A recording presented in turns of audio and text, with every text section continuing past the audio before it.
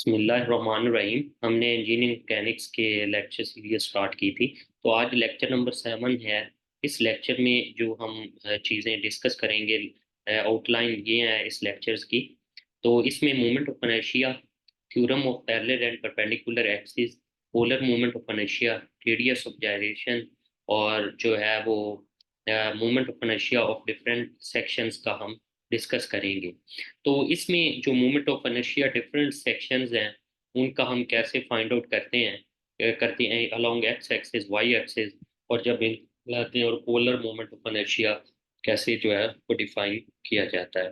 तो let's suppose सबसे पहले जो है मोमेंट ऑफ एरिया की अगर हम बात करते हैं, तो इस फिगर में देखें तो ये एक्स एक्सिस और वाई एक्सिस और कोई भी बॉडी जिसका एरिया जो है वो ए है और सेंटर ऑफ ग्रेविटी ये है।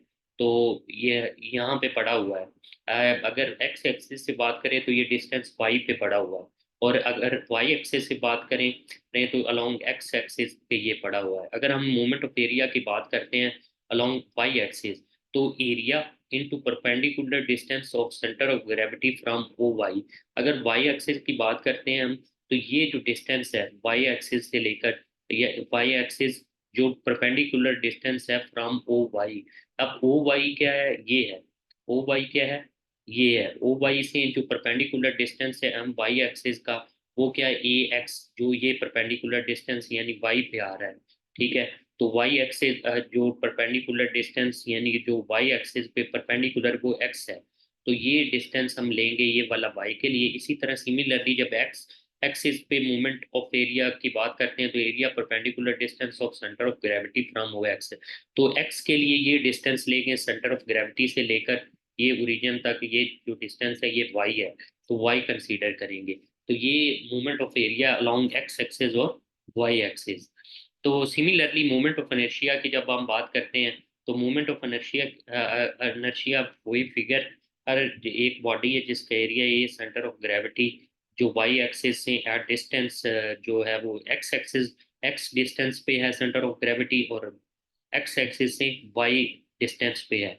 तो अगर हम जो है moment of inertia Y axis पे की बात करते हैं, तो जो हम moment of area at Y axis और perpendicular distance of centre of gravity from O Y, तो ये जो डिस्टेंस है ये वाला हम कंसीडर करेंगे। जो परपेंडिकुलर डिस्टेंस है वाई एक्सिस पे वो एक्स है फ्रॉम सेंटर ऑफ ग्रेविटी। तो एम वाई एक्सिस हम ऑलरेडी फाइंड कर चुके हैं, ए एक्स होता है और ये जो है एक्स है।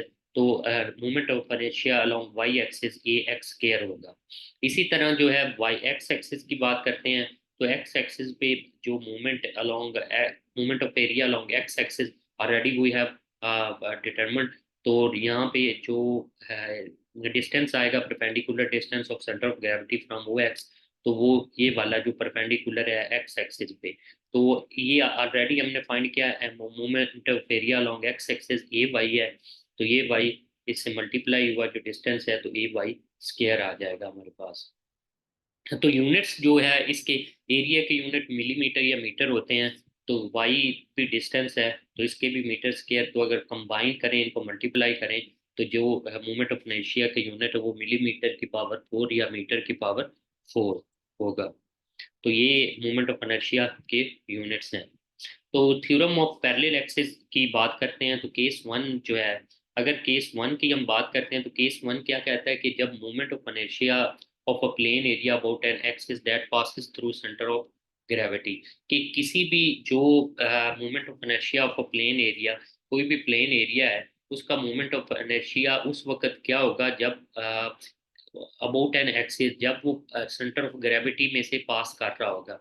जैसे ये देखिए, ये सेंटर ऑफ ग्रेविटी में से जो है वो पास कर रहा है। तो यहाँ पे ये किसी अबाउट एन एक्सिस, अगर हम एक्स एक्सिस पे फाइंड कर रहे हैं, तो एक्स एक्सिस तो इसका सेंटर ऑफ ग्रेविटी में से पास कर रहा है। तो केस वन के मुताबिक जब इस तरह का केस होगा, तो जो मूवमेंट ऑफ यानी कि एक मूवमेंट जो है एक्स एक्सिस जो इसमें से पास कर रहा है, इसका जो मूवमेंट होगा वो centre of movement of inertia जो सेंटर ऑफ ग्रेविटी पे होगा उसके इक्वल होगा।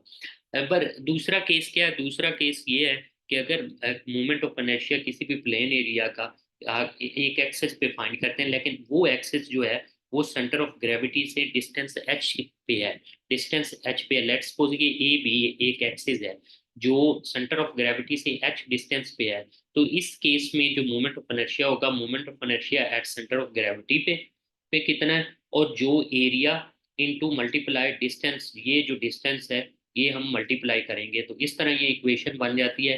अब आती है दूसरे केस में कि मोमेंट ऑफ इनर्शिया वो उस एक्सिस का जो सेंटर ऑफ ग्रेविटी से h डिस्टेंस पे वाक़ है, आई जी प्लस ए एच स्केयर। तो h क्या है, सेंटर ऑफ ग्रेविटी से जो एक्सिस है जहाँ पे हम मोमेंट फाइंड कर रहे हैं वो डिस्टेंस है, और एरिया जो ये इस प्लेन का एरिया होगा।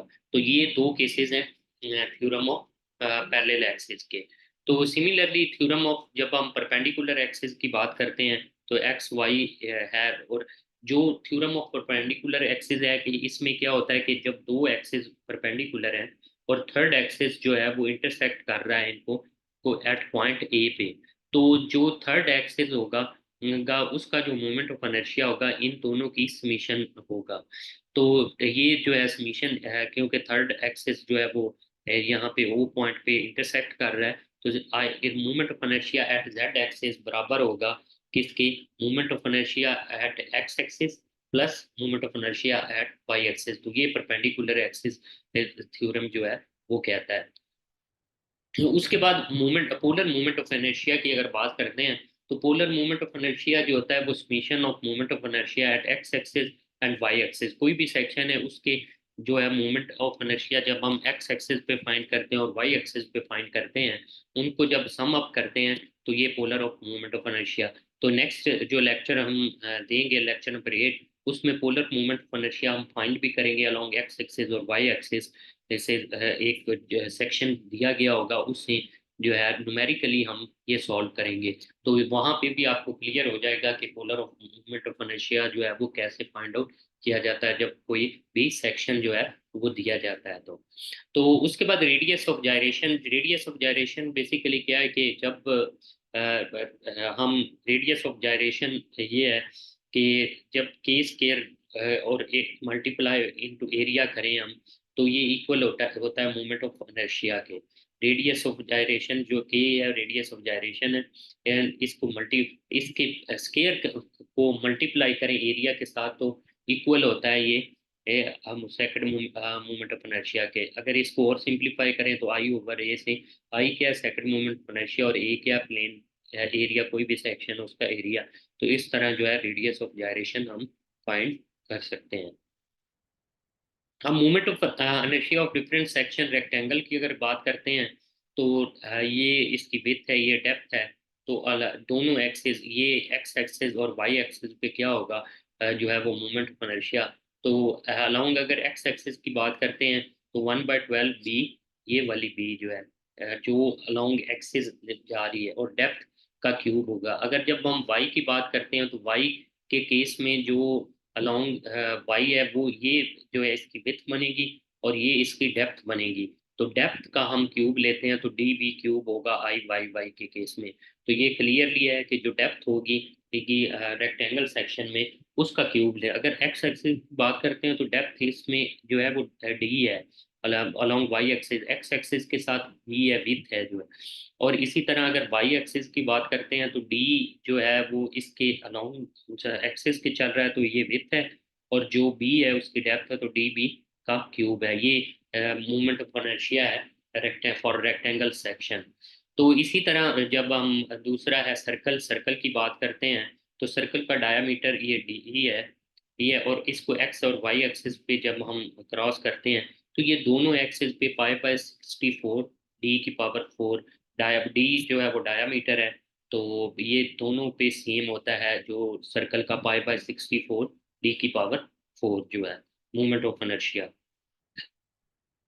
उसके बाद जो कंसेंट्रिक सर्कल है कि एक सर्कल है उसके अंदर सर्कल है, तो ये फर्स्ट सर्कल का डायमीटर D1 है, तो का D2 है। तो अगर अलोंग एक्स है इसका भी सेम होता है 5/64, लेकिन D1 में से D2 माइनस करेंगे कि D1 की पावर 4 माइनस D2 की पावर 4। तो अलोंग एक्स एक्सिस और वाई एक्सिस दोनों में ये सेम होता है फॉर कंसेंट्रिक सर्कल का। और लास्ट वन है ट्राई एंगल का जो है movement of inertia. Try angle के केस में दो केसेस बनते हैं। एक इसके जो होता है बेस पे होता है, एक होता है सेंटर ऑफ ग्रेविटी पे। अगर हम सेंटर ऑफ ग्रेविटी पे जो मोमेंट ऑफ इनर्शिया होता है वो कम होता है एज कंपेयर टू जो है बेस पे। सेंटर ऑफ ग्रेविटी पे जो होता है 1/36 होता है BH³ और जो होता है बेस पे 1/12 होता है BH³। तो ये ट्राइंगल के हैं सेंटर ऑफ ग्रेविटी पे। जब भी ट्राइंगल का जो है मोमेंट ऑफ इनर्शिया आता है तो ये क्लियरली आपको पता होना चाहिए कि आप बेस पे फाइंड कर रहे हैं या सेंटर ऑफ ग्रेविटी पे। तो ये दोनों केसेस में सेम नहीं होता। जैसे सर्कल का सेम है तो ये डिफरेंट है, सेंटर ऑफ ग्रेविटी पे और होगा और जो है बेस पे और होगा। तो ये सेंटर ऑफ ग्रेविटी पे 1/36 BH³ है और बेस पे जो है वो 1/12 BH³ है। तो ये आज का हमारा लेक्चर था जो हमने कवर किया है moment of inertia, polar moment of inertia और moment of inertia of different section. इंशाल्लाह नेक्स्ट लेक्चर 8 में हम polar of moment of inertia की एग्जांपल करेंगे। डिफरेंट सेक्शन यानी टी सेक्शन होगा, तो टी सेक्शन को हम जो है उसमें जो है वो सेंट्रॉइड कैसे फाइंड करते हैं, सेंटर ऑफ ग्रेविटी कैसे फाइंड करते हैं, फिर moment of inertia in detail हम जो है वो प्रॉब्लम सॉल्व करेंगे। तो इस लेक्चर को भी लाइक और इस चैनल को सब्सक्राइब कीजिएगा। और आने वाली वीडियो लेक्चर नंबर 8 में आपने देखना है कि जो polar of moment of inertia है वो हमने फाइंड किया हुआ है। आई होप कि आपको उस लेक्चर से polar of moment of inertia या मोमेंट ऑफ इनर्शिया किसी भी सेक्शन का निकालना हो तो आपके लिए बहुत इजी होगा। तो thank you very much for your attention.